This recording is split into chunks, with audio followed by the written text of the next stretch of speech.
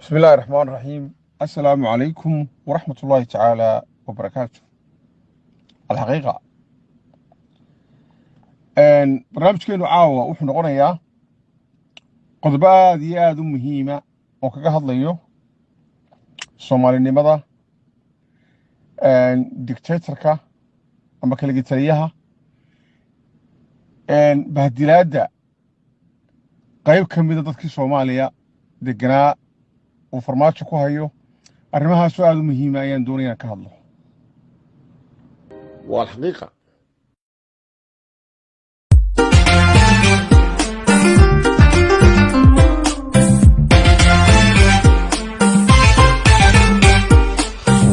warkaxiisihiisiyo xaaja ka qarsooniyo halkaa dahsoona alxaqiiqa weeyaan xogtu meeshaytaa. aan bilaabe waxaan ku horreysiinayaa oo aan isu taagaya Soomaalinimada. Soomaalinimadu waa qoomiyad maaha dal, sida carabnimaduba ay u tahay qoomiyad ee dalalka badan ay haddana magaca carab u wadaagaan oo kale ayay Soomaalinimadu noqonaysaa. laakiin dad baa ka dhigay in Muqdisho iyo Soomaaliyada Italy laysanka laga bixiyo Soomaalinimada. sidana maaha. dad kale oo aan caqli badan lahayn ayaa looga dhigaa ayagana in haddii ay dawlad gaara noqdeen Soomaalinimadii ay ka bixeen ama Soomaali diid loogu yeedhaayo runbooda. saxna maaha. Soomaali baan ahay, waan ku faraxsanahay, waan ku qabweynahay. ka ugu daacadsan ee Soomaali ugu daacadsan inaan hebel soo haysta ama ugu samirka badan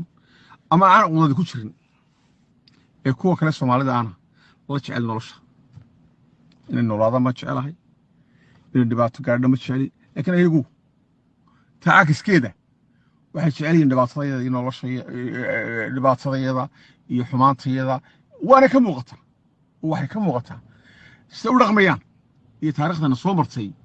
intii aanu Soomaali midownay ama waxna dhex mareen ayay ka muuqata. samirkayga ka muuqda, wanaagayga ka muuqda, haddii alla kuu roon yahay dagaalkayga xitaa gobonniba ka muuqata. oo sida Soomaalida kale markay istishaa yeeshay maana yeelin. marka Soomaalinimada waan ku faanaya. Soomaali waan istilay intaanaan istilay dawlad bana dhex martay. dawladdina dhex martay taariikh bay leedahay. rag badan baa ka sheekeeyay ku noqdo mar rabo in Xaaji Ibraahim Cigaal ba ka sheekeeyay jibbo iyo walaalnimo ayaana geysay buuri. wixii la qaybsanayna dee waa in lanaga qadiyey shaki kuma jirto oo annagoo ku samiray bay haddana ayagu isa sii dhacayeen sii kala boobayay. nafta markii la noogu yimi iyo maalka ayaan ku dagaalanay. kursi iyo siyaasad iyo waanu kala soconnay oo waxaanu ka noqonnay citizenka labaad ama saddexaad baan noqonnay. markii nafta la noogu yimi ayaanu ka dagaalanay. ilaahay oo noo heliyey. ilaahay noo heliyey waanu ugu mahadnaqaynaa. kuwii nooga heliyeyna ilaa maanta ayaanu haddii alla kuu roy nolol dhaannaayoon dee haddii xaaladda ku jiraan iyo taan ku jiraa dee ay kala muuqataa.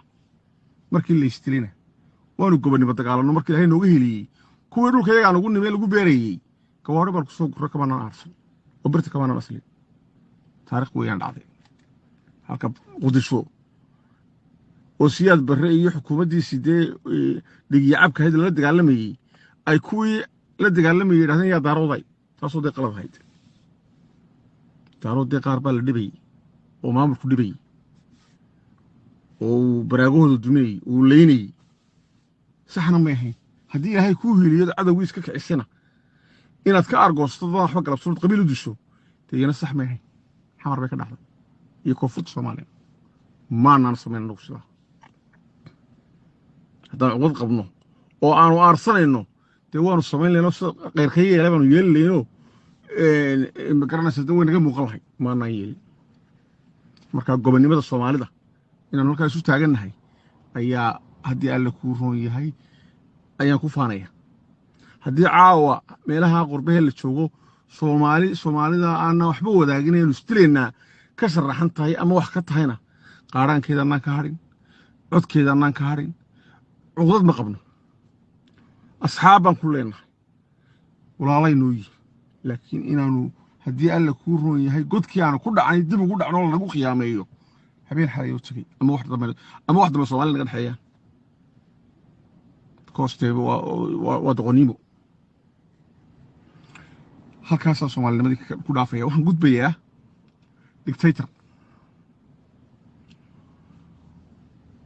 dictator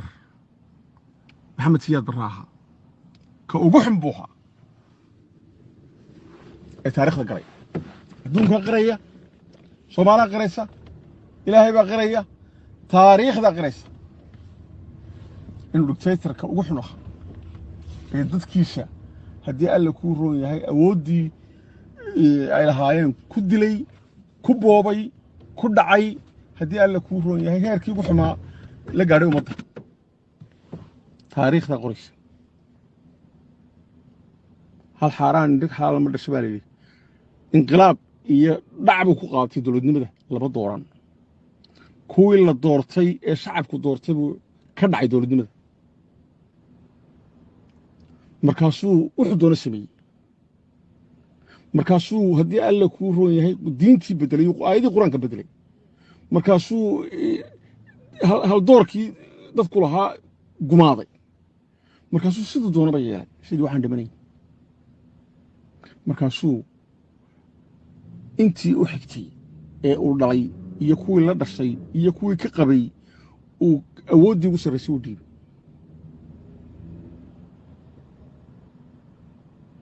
waxalaale iyo wixii uu sameeyey oo wax taariikhda galay oo aan la beenayn karin maantuu soo noqday gacaankii iyo dictatorkii inuu soo noqdayna waan caddaynayaa maaha wax iska sheegayo maxamed cabdilaahi farmaajo wuxuu ku yimi oo madax ku noqday khiyaamo uu khiyaameeyey dadkii masaakiinta ahaa ay ka caqliga bateen oo ku khiyaameeyey dowlado shisheeye ayaan necebahayoo Soomaali baan ahayoo Soomaali baan isu keenayaa shisheeyaha ay nagu dhex jiraan naga saarayaa buu ku yimi ninka sidaa dadka ku leh ee qaar sidaa aaminsanaayeen haddana ee markii la keenay lahayn farmaajo ii geeya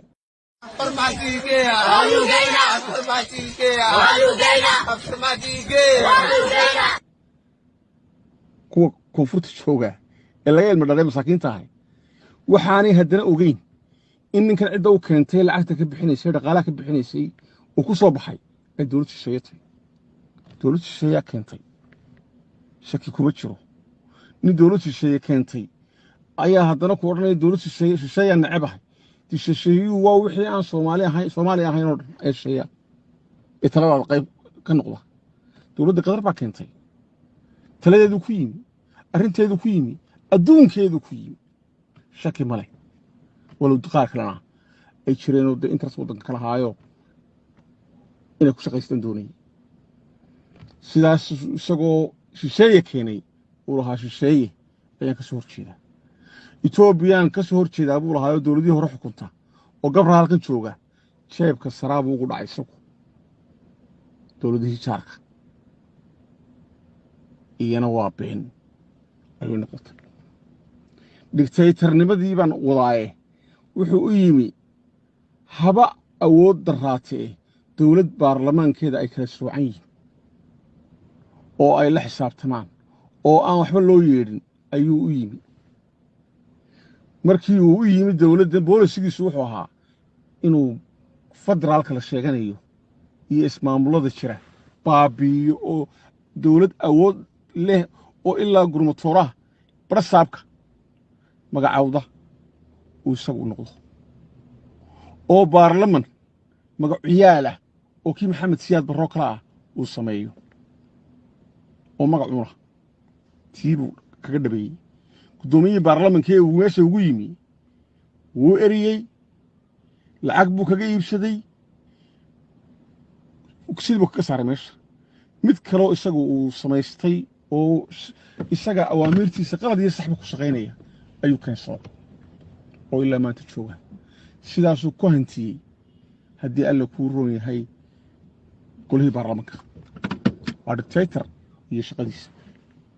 waa inaan halkaa waxba kaga imanay jeebka ay ugu jiraan waa qodob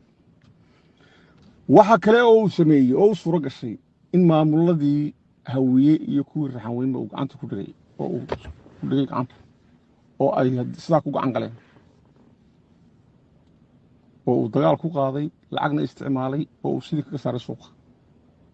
xeef buu kaga saaray haddii alle kuu roon yahay wuxuu kaga saaray ahlusunna waljamaaca wuxuu kaga saaray ninkii kale raxaweyne musharaxa sheeganayay dad baaba ku laayay waa qodob dictatornimada caddayn u ah waxaa kale oo caddayn u ah ciidamuu samaystay boqolkiiba 85 ama 90 hooyadii aabihii ka soo jeeda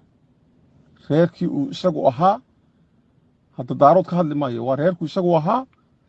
iyo kuwii abtiga uu ahaa ka soo jeeda oo uu magac ula baxay oo uu ku laynayo soomaalida kale u samaystay oo aanu u samaysan shisheeye iyo dowlado ajaaniba oo aanu u samaysan argagixisada waddanka ka talisa ee dadka laynaysa ee soomaali baabiisay aan la dagaalamaya maamulada iyo wixii maamulkiisa ka soo horjeeda ayuu samaystay reerkii uu ka dhashay ee aabihii ka soo jeeday iyo isagu iyo kii abtiga uu ahaa buu ka furyeelay anigu dee ma sheegin meel walbay ku qorantay cidii ka soo jeeda waa qodob iyo dictatornimada ka mid ah ciidamadaasi dhowr goor bay operation galeenoo argixisana lamay dagaalamin dowlada ajnabi lamay dagaalamin wuxuun bay la dagaalamayeen cidda maamulkiisa ka soo horjeeda iyo soomaalidii kale ee xasiloonayd ee aan dagaalka ku wadin meel gobolada dhexe ka dagaalameen oo galmuduga iyo axmed madoobe cid kale lamay dagaalamin iyo maalintii qoladan mudaharaadaysay maxaa ay sheeganaysay midowga musharaxiinta labaynta waa qodob iyana waxa kale oo uu samaystay halkii uu maxamed siyaad barre ku gaaray 12 sannadood ayuu maxamed cabdilaahi farmaajo ku gaaray dhowr sannadood waxa uu samaystay hangashii iyo dhabarjabintii iyo goolwadayaashii daacadda uu ahaa maxamed siyaad barre dadka ku leyn jiray ee ku abuuskarayn jiray ee ku baqjin jiray ee ku baqagelin jiray ee uu bahda kaga saaray xamar bay ka dhisan yihiin xoogagga waddaniyiinta wula baxay waa nimankaas sibiliyanka ah ee safaariga sita ee baasoolada sita dadka laynaya waa qodob iyana waxa ay 30 u tahay haddii alle kuu roon yahay waxa uu damacsan yahay dowladihii shisheeye ee uu ahaa ma arki karo ayuu qaar jeebka sare ugu dhacay waxaa soo noqday dambiilayaashii kacaankii maxamed siyaad barre ee garhka la wada baxay ee tabliiqiis ka dhigayey ayaa dhiiraday oo ku dhiiraday inay waxay doonaan ku hadlaan maxamed cabdi yuusuf buu lahaa kii lahaa maxamed siyaad barre wuu saxnaa in diyaaradda lagu laayo sax bay ahayd in maanta xoog lagu qabsadaa waa sax marka khilaafkani ah gooni istaagga somalilan waqti dheer buu qaatay waa muddo 30 sano ah wax isbedel ahna ma muuqdo marka ka siyaasi ahaan iyo mas'uul ahaan maxay kula tahay lagu xalin karaa khilaafkani u dhaxeeya Soomaaliya iyo maamulka Somaliland waxa lagu deyn wada hadal Soomaaliya lagu waayo awood military lagu boqolinaya xoog military sax oo dawladda Soomaaliya inay maqooniso maamul iska daa kuwii diyaaradaha iyo dagaalka oo jasiiro kuwii lagu laayay ee meeshii qariibka ahaayeen guryaha laga soo baxay qabiilka loo soo xushay ayuu ka dhigay tuug la leeyahay dhiiranaanta wuxuu ka keenay farmaajo oo markaas waxay ku tusaysaa inuu maxamed siyaad barre soo noqday waxa la gaaray heer maxamed siyaad barre hiiro laga dhigo geesi laga dhigo oo taariikhdii runtaaydu lahaa la baabi'iyo oo mid aanu lahayn loo sameeyo oo loo soo duceeyo oo laga soo barakayso heerkaasu gaadhay oo ay ku qanciyaan kuwa dowladdiisa ku jira inay maxamed siyaad barre u soo duceeyaan hadday sax tahay in cid loo ducaynayo oo madaxweynayaal soomaaliya soo maray loo ducaynayo waxa sax ah kuwii la doortay ee shacabku doortay ee codka shacabka ku yimi ee sharafta kaga tegey ama ku dhintay in loo duceeyo sida aadan cabdullaahi cismaan aadan cadde iyo cabdirashiid cali sharmaarke oo loo dilay oo lagu dilay assassination kuwaasay saxayd in loo duceeyo laakiin nin dowladnimada boobay oo dhacay oo xaqdarro ku haystay 21 sannadood oo wax allaaliya wuxuu doono falay in loo duceeyo oo dowladdii Soomaaliya oo maanta Soomaaliya waan isu keenayaa ay u ducaysaa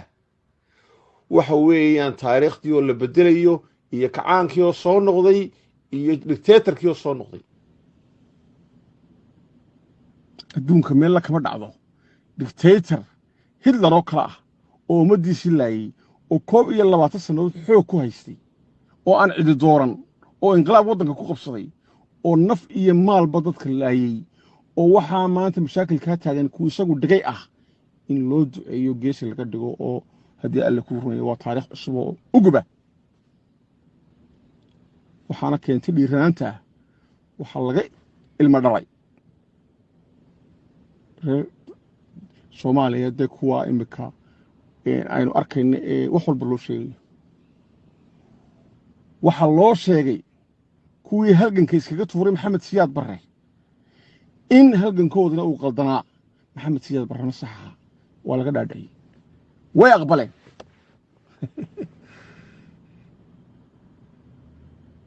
taariikhtii dhammayd ee inoo muuqatay ayaa maanta qof ku dhici karaa aanu jirin inuu siyaad barre ku sheego dictator heerkaasaa la gaadhay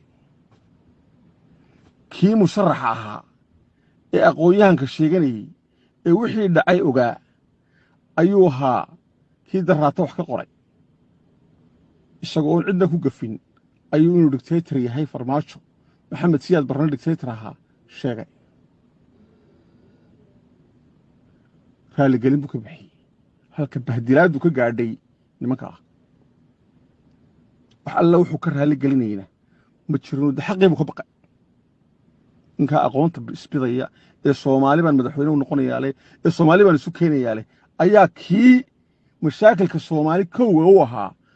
hero ka dhigay oo raaligelin ka bixiyay inuu soo hada qaadmigiisa waxaana taasi ku tusaysaa sida loo bahdilay ee loo gumeeyay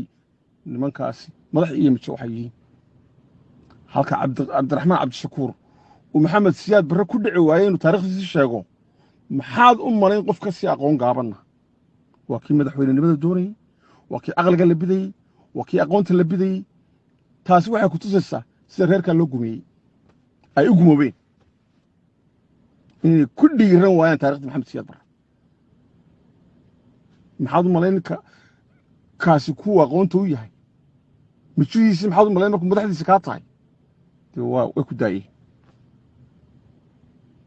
waxaa la dhaxal siiyey bahdilaad halkii ugu xumayd iyo gunnimo halkii ugu xumayd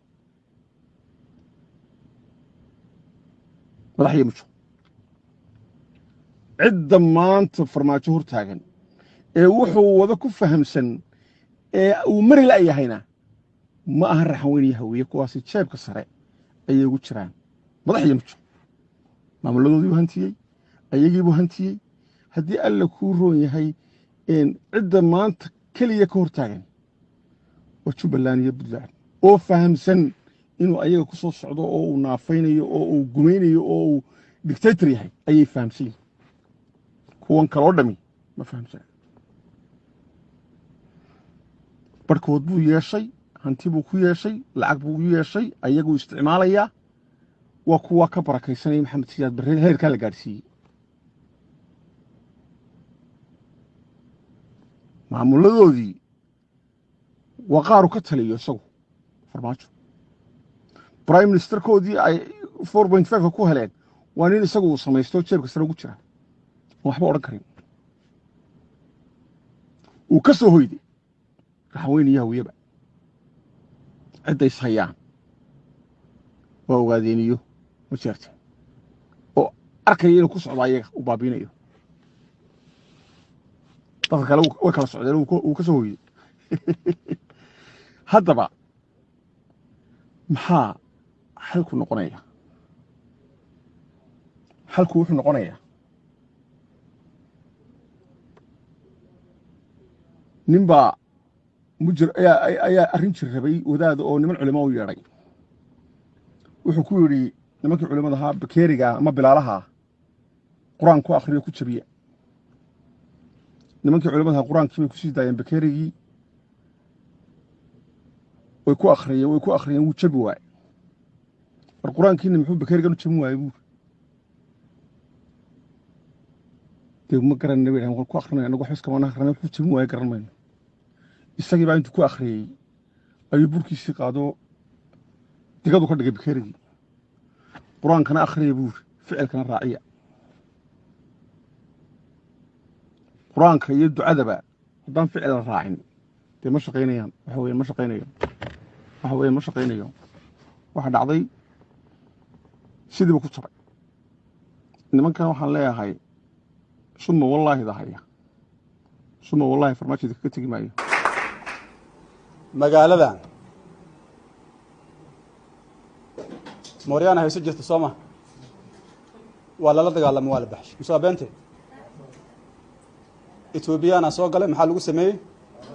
waa la bixiyey shabaabaa qabsaday ma ka xoog badan yihiin dadkan kama xoog badan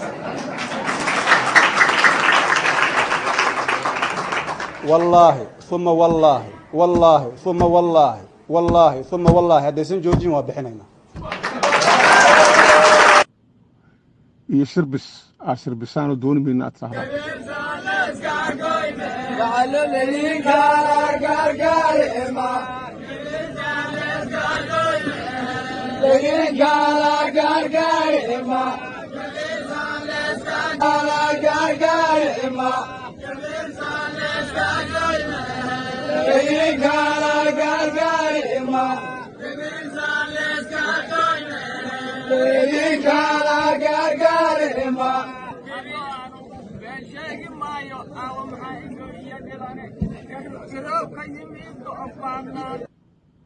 kuma tegayo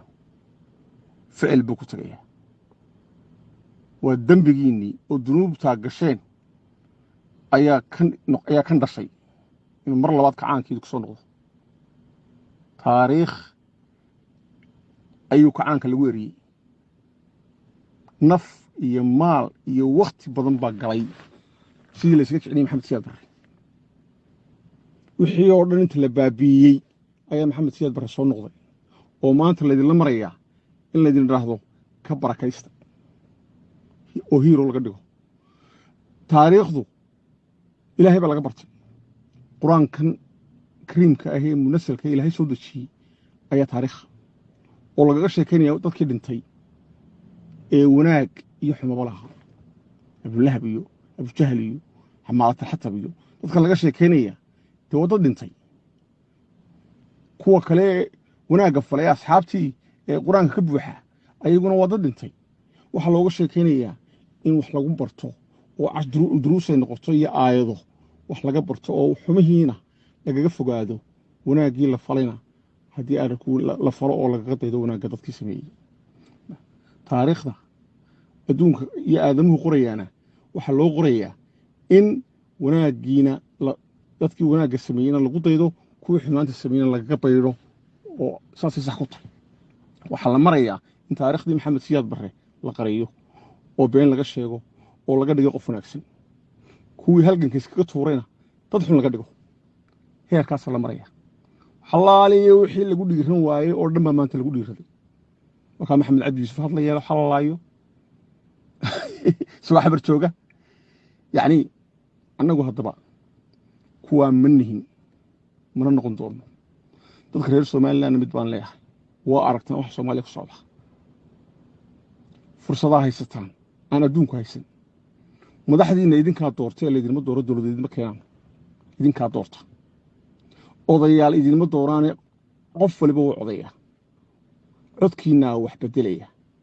madaxda joogta ninka diidanow maalintii xilligeeda gaadho codkaagaa kuu beddelay oo ku beddelo hunguri ninkuu haye ee kursi doonayow ama xisbi rabow maalinta la furo ku fur xisbigaaga laakiin lama aqbali karo waxa halkaa yaalla iyo wixii aynu iska daadinnay ee aynu wakhtiga iyo lacagta iyo maaliyadda iyo naftuba inaga baxday oo maanta soo noqday ninka u gacan haadiya ama taageera ee arrin af iyo adin ku taageera waxa weeyaan daalin dalka cadow ku ah oo in lala dagaalamo istaahila kuwa maanta badheeray ee Soomaaliland ka tagay xamar jooga ee dawladda sheeganaya waxa ka xun kuwa gudaha jooga ee saboor gareynaya ee haddii alla kuuray maalin walba hadlaya ee farmaajo gacanta siinaya ee dhiirigelinaya kuwaas ka xun khadar guuleedka iyo cabdi xaashiga xamar jooga waxa ka xun khadarka xogeeyaha ah ee iska dhigay in Soomaaliland xisbi kamida xogeeye guud ka yahay ee haddana kuwa la socda kaasa ka xun waxaan ku soo koobay hadalkayga arrinta maanta halkaa jirta waxa iga hadlinaya waa la xijeclo Soomaali iga haysa iyo dhibaatadii la iska kiciyay oo soo noqotay waxaan leeyahay war ninka quraanka ficilka raaciyba ayaa tusaale idinahay ficilka raaciyo iska kiciya walaal inuu ka kiciyay aad baan idin salaamay oo inoo mar dambe assalamu alaykum waraxmatullaahi ta'ala wa barakaatuh